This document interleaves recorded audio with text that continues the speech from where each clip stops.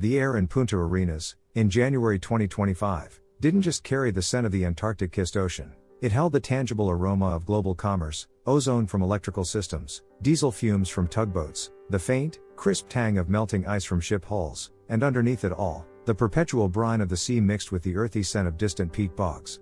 Below the stark, majestic peaks of Tierra del Fuego, the city was less a remote outpost and more a hyper-connected node in a global network.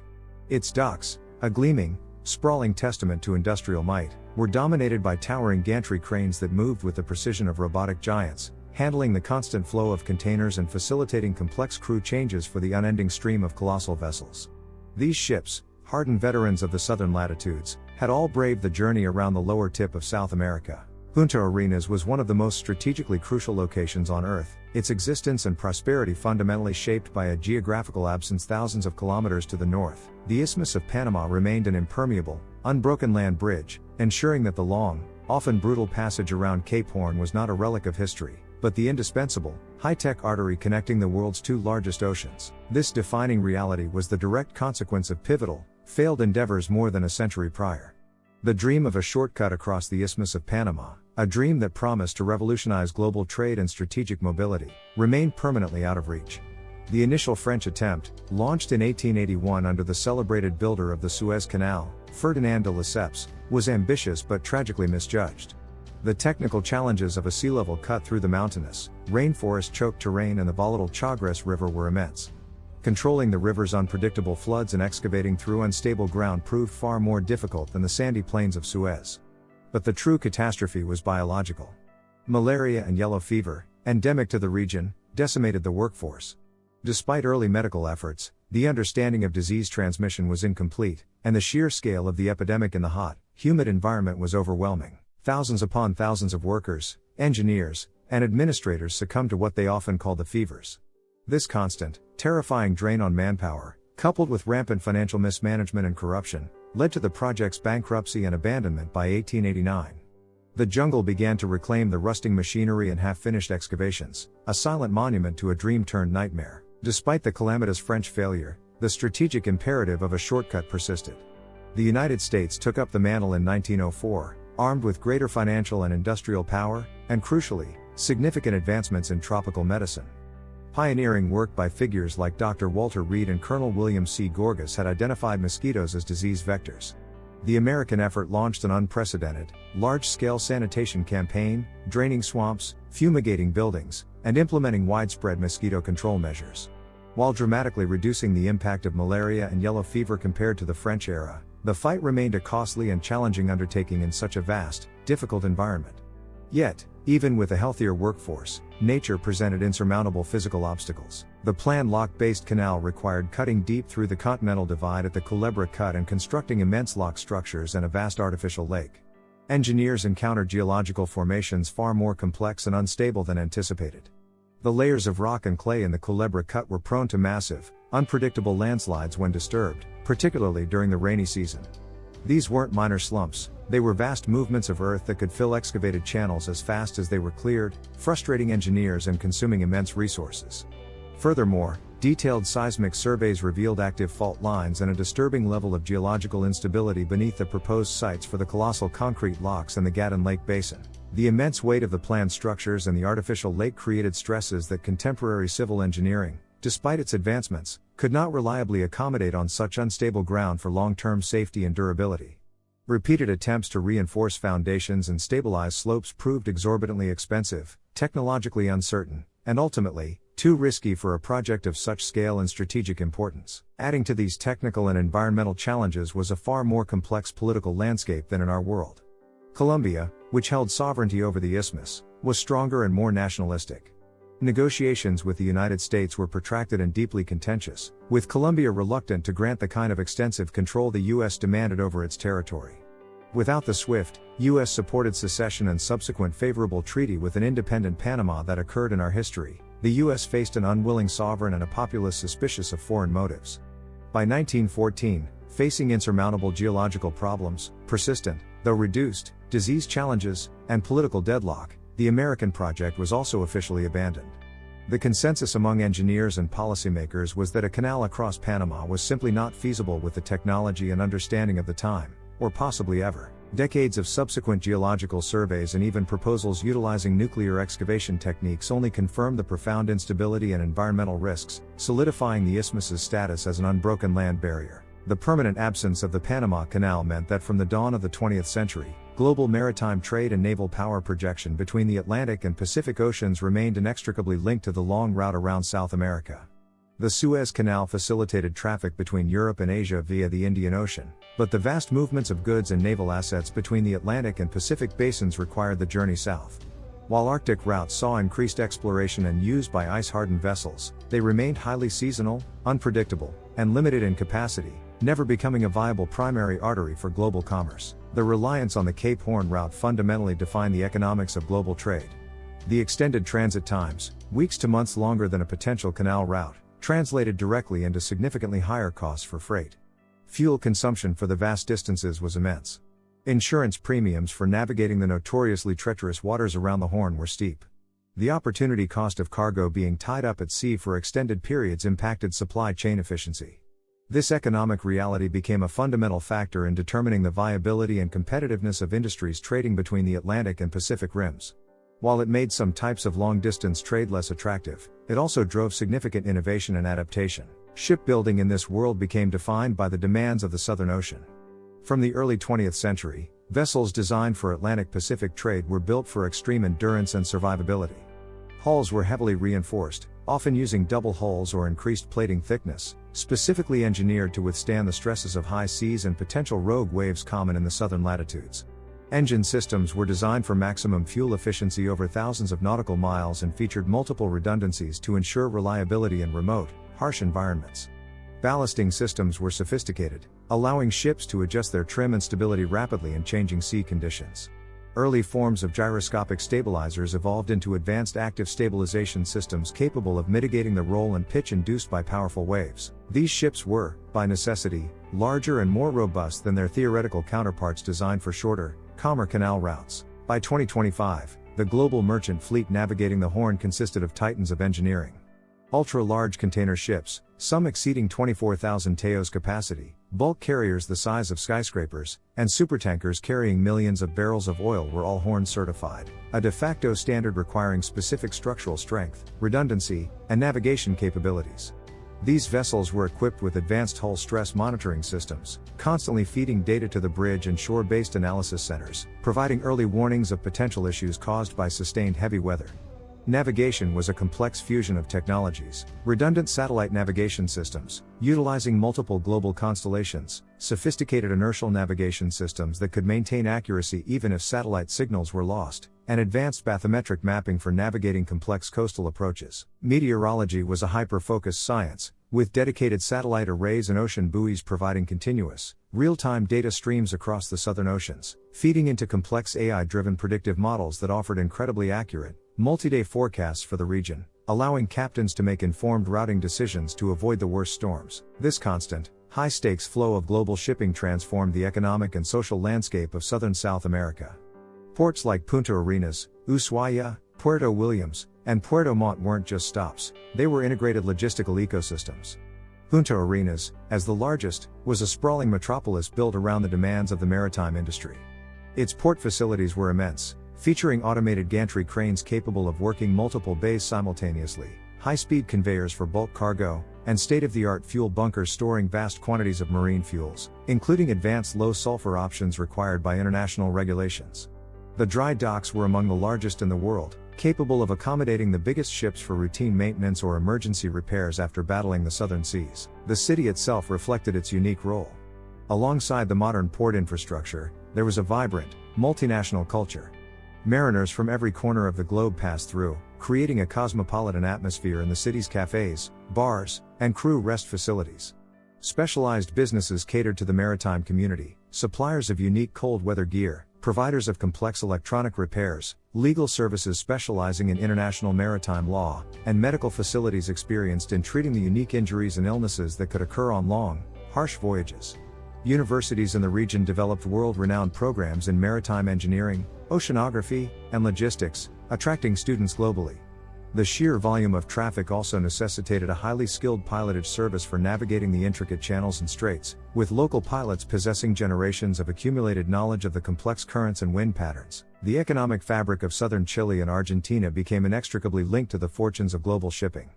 Port fees, service industries, and the demand for skilled labor fueled their economies. These regions, geographically distant from the world's major population centers, found themselves at the very heart of global connectivity. Their governments invested heavily in infrastructure, communication networks, and maritime security, recognizing that their prosperity and strategic importance depended on the safe and efficient flow of traffic through their waters. Their influence in international maritime organizations was substantial, advocating for regulations and standards tailored to the realities of the Southern Passage. The necessity of the long route didn't just impact sea travel, it drove the development of alternative transcontinental transport networks. In North America, the reliance on the Cape Horn route for Atlantic-Pacific sea trade spurred massive investment in high-speed, high-capacity freight railways. Ports on the U.S. West Coast became major intermodal hubs, where containers arriving from Asia after crossing the Pacific were rapidly transferred onto dedicated unit trains. These trains, some extending for miles, traversed sophisticated, high-capacity rail lines eastward, delivering goods to the Midwest and East Coast far faster than the sea journey around South America, albeit at a higher cost. Similarly, goods arriving on the East Coast from Europe could be shipped westward by rail. These transcontinental railways became vital arteries for high-value, time-sensitive cargo, offering a crucial alternative to the slow sea route. South America also saw increased investment in rail infrastructure, particularly links across the wider parts of the continent, facilitating regional trade and reducing reliance on coastal shipping that would eventually need to connect to the Horn route for interoceanic transit. For the most urgent shipments, specialized air cargo played a more significant role than in our timeline, with high-capacity cargo aircraft or even advanced, large airships serving niche markets where speed trumped cost. The geopolitical consequences of this geographic reality were as profound and enduring as the economic ones, shaping alliances, rivalries, and military strategies throughout the 20th century and into the 21st. The geopolitical landscape of the 20th and early 21st centuries was irrevocably shaped by the strategic choke point at the southern tip of South America. Without the ability to quickly transfer naval power between the Atlantic and Pacific, major maritime nations were compelled to maintain powerful, geographically separated fleets. For the United States, this resulted in a permanently divided U.S. Atlantic Fleet and U.S. Pacific Fleet. Each required redundant command structures, shipbuilding programs, optimized for their respective operational areas but all needing the endurance for the Horn Passage, and complex logistical networks stretching across continents and oceans. This costly dual fleet structure was a constant strategic constraint, requiring meticulous coordination but always facing the fundamental challenge of geographic separation. This strategic reality was most acutely felt during major conflicts. The Great Ocean War, mid-20th century, provided a stark demonstration of the limitations imposed by the absence of the Panama Canal. As the conflict raged in the Pacific, involving the U.S. Pacific Fleet and its allies against an expansionist Imperial Pacific Alliance, the capacity to reinforce the Pacific from the Atlantic became a critical, high-stakes undertaking. Every significant naval asset, battleships, aircraft carriers, cruisers, destroyers, and the vast convoys of troop transports and supply ships, had to make the arduous journey around Cape Horn. This transit took weeks, sometimes months, dependent on weather conditions which could force delays for days at a time, adding immense uncertainty to strategic planning. Each transfer was a major operational commitment, consuming vast fuel resources and requiring extensive protection against potential enemy interdiction. Submarine warfare in the South Atlantic and off the coasts of South America became a significant, resource-intensive threat, with enemy vessels targeting the vital convoys. The strategic importance of securing and protecting the refueling and repair ports in southern South America cannot be overstated. They were essential for enabling fleet movements and sustaining operations across vast distances. The Falkland Islands, Islas Malvinas, with their strategic position near the eastern approach to the strait, became a critical, heavily fortified, and fiercely contested naval and air base, vital for providing protection and support to ships entering or exiting the critical passage. The pace and outcome of campaigns in the Pacific were directly influenced by the success or failure of these lengthy, vulnerable Horn transfers, making logistics and route security as vital as battlefleet strength. The Cold War further cemented this strategic separation. The United States continued to maintain its two-ocean navy, constantly balancing the demands of confronting potential rivals in the North Atlantic and the Pacific. Strategic planning had to perpetually account for the multi-week time lag required to shift significant forces between the oceans. This meant that surprise attacks or rapidly escalating crises in either theater could not be swiftly countered by massing forces from the other side of the Americas. This geographic constraint influenced naval doctrine, force posture, and the prioritization of forward-deployed forces. Rival power blocks, understanding this critical limitation, likely focused intelligence gathering and potential interdiction strategies on the Cape Horn choke point, while Arctic routes were explored and developed, particularly by the Soviet, or equivalent rival, Navy using powerful icebreakers and ice-hardened vessels. They remained limited by extreme climate and ice conditions for much of the year, never achieving the same year-round reliability or capacity as the southern route for general traffic. The Isthmus of Panama, in this world, remained a testament to nature's triumph over human ambition. Instead of hosting one of the world's most vital waterways, it was a region largely defined by its natural state, dense tropical rainforest covering mountainous terrain and coastal lowlands. The proposed canal route became, perhaps, a national park or a protected wilderness area, a site of scientific research into tropical ecosystems and the unique, challenging geology that defeated repeated attempts at construction. Cities like Panama City and Cologne, while important national and regional centers, developed along different trajectories, focused more on regional trade, agriculture, ecotourism, and perhaps local resource extraction, without the immense international presence, specific economic drivers, and geopolitical pressures associated with a major canal. Their history unfolded free from the direct foreign administration and intense strategic focus that define the canal zone in our timeline. By 2025, the infrastructure supporting the Cape Horn route was incredibly sophisticated, reflecting centuries of investment and adaptation. Beyond the ships themselves, there was a vast network of satellite systems providing continuous, high-resolution monitoring of weather patterns, sea states, and potential ice hazards across the southern oceans.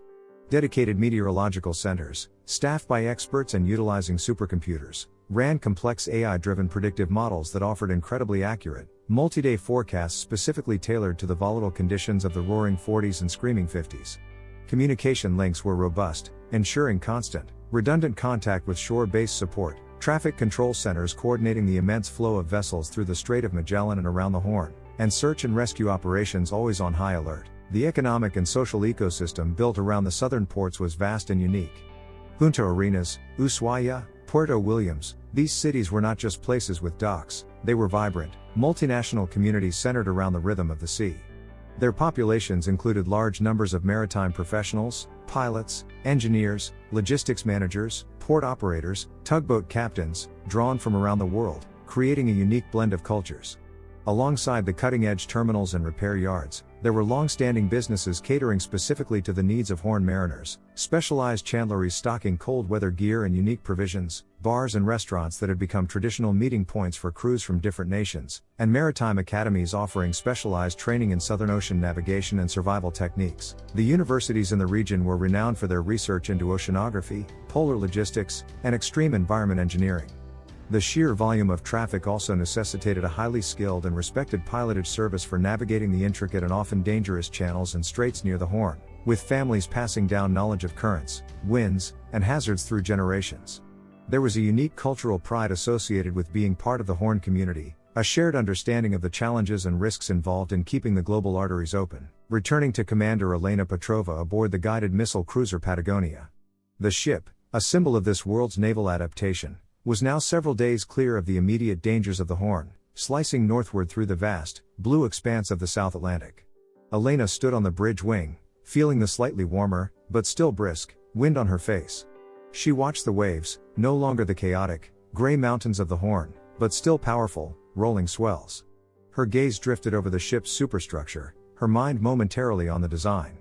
Every plate of reinforced steel, every redundant system, every kilogram of extra fuel capacity, it all added cost, complexity, and weight.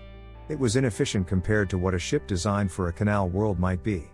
But here, it was the only guarantee of survival, the price of admission to the global stage. She thought about her career, shaped entirely by the dictates of a two-ocean navy operating across immense distances. Her first assignment had been on a patrol boat off the coast of Tierra del Fuego, monitoring shipping and assisting vessels in distress, a constant, demanding task.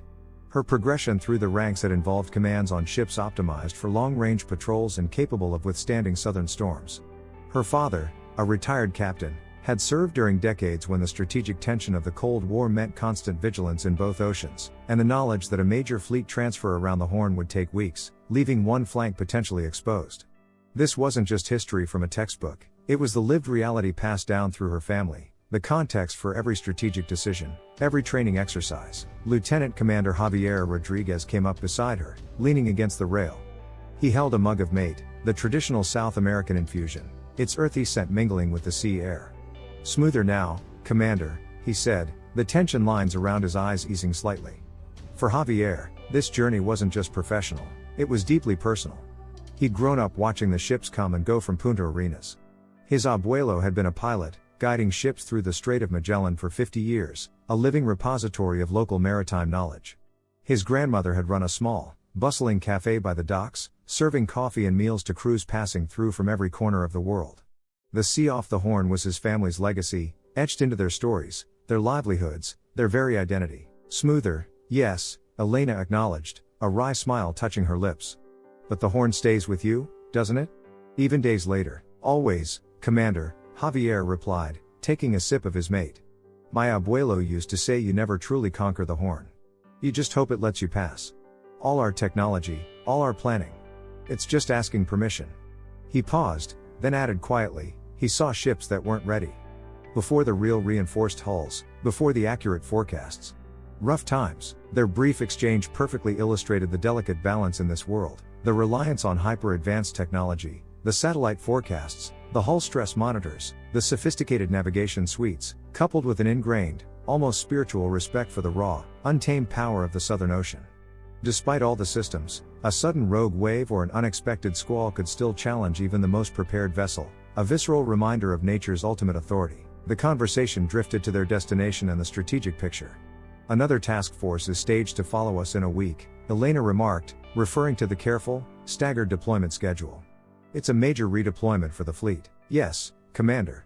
Intelligence points to increased activity in the North Atlantic," Javier confirmed, referencing the strategic drivers behind their transfer. "It highlights the challenge, doesn't it? Takes weeks to shift serious power. Not like moving pieces on a board in real time. Not like a switch at all," Elena agreed, looking out at the vast horizon. "That's the reality of our Navy, and of this world. Two powerful halves, separated by this passage. Effective in their theaters, but the join is distant, vulnerable, and expensive." This fundamental strategic limitation, imposed by geography and the failures of over a century ago, shaped not only naval deployments but also global politics, alliance structures, and economic dependencies. Geopolitical competition for influence, access, or basing rights in southern South America remained a subtle but persistent feature of international relations. The nations controlling those vital ports held considerable strategic leverage, key players in the complex dance of global power projection and trade. As the Patagonia steamed steadily northward, leaving the turbulent southern seas further behind, the immediate sensory memory of the Horn began to fade, becoming another shared experience for the crew. But the lessons of the passage, the constant vigilance, the reliance on technology and skill, the profound respect for the ocean, and the sheer scale of the distance covered, lingered. They were heading into the Atlantic, joining a fleet that operated in a different environment, facing different potential threats, but forever linked by the long, challenging journey they had just completed. The Isthmus of Panama, thousands of miles away, remained a geographical silence, a barrier of land and history. It was a place of failed dreams, a reminder of a connection that never was, a monument to human limits in the face of geological and biological resistance. In its stead, the southern tip of the world, windswept and wild, continued its reign as the indispensable, defining bridge between two vast oceans, a testament to nature's enduring power and humanity's complex, high-tech adaptation to the long way around. The world of 2025, with its advanced technology, intricate global trade networks, and powerful navies, was a world fundamentally shaped by that one critical absence, the missing cut through the land, making the voyage around the Horn not just a route, but a defining, costly, and strategically vital feature of modern existence.